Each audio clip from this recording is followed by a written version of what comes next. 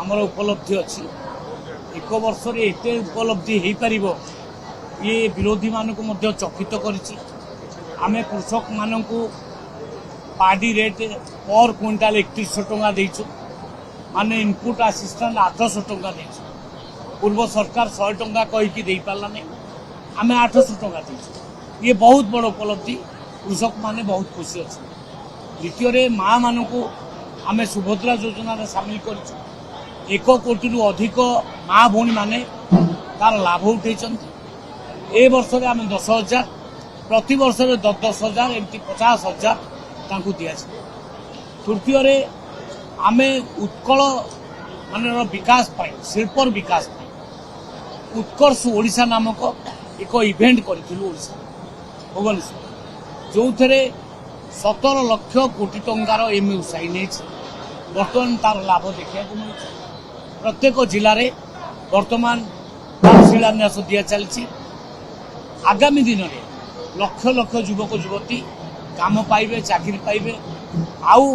बाहर को दादन खटिया जीवे ना आउ जलसेचन को बहुत बड़ आउ माने चैलेंज हिसाब से आम नहीं 15 लाख हेक्टर जमी को आगामी 5 वर्ष में आम जलसेचन और स्वास्थ्य दृष्टि सेमती प्रत्येक आउ जिले में मेडिकल कॉलेज करिवार आमर योजना अच्छी एवं प्रत्येक सब डिविजन रे गोटे गोटे कोल्ड स्टोर करने ऑलरेडी फाइनेंस से काम आगू को बढ़ी आमे प्रत्येक पंचायत रे एक माने मॉडल स्कूल तैयारी करूँ जहाँ 5 कोटी टंका खर्च हम ता ना हूँ गोदावरी मिश्र मॉडल स्कूल से तेणु स्वास्थ्य शिक्षा कृषि सबू गमनागमन सबू दिगरे सरकार अद्भुतपूर्व भाव में काम करिछि। विशेषकर आमे 75,000 किलोमीटर रास्ता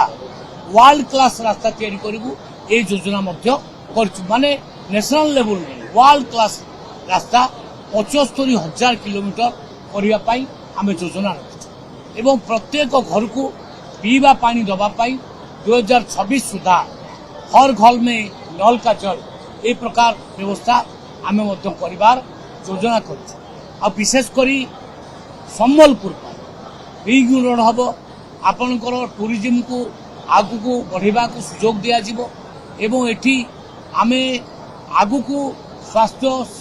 शिक्षा ठू नहीं टूरिज्म ठू नहीं सब प्रकार डेवलपमेंट करूँ आमे संबलपुर को 1 नंबर जिला करिवार योजना रे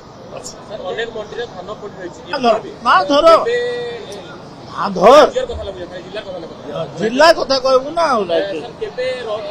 मते पजराबू बोले केन केन मंडी रे पड़ी धान जून मास शेष सुधा सर किंतु आमे कौन सिटारे टार्गेट आमे बैक करनु जोठी जिला कलेक्टर माने लिखि दउचंती तुरंत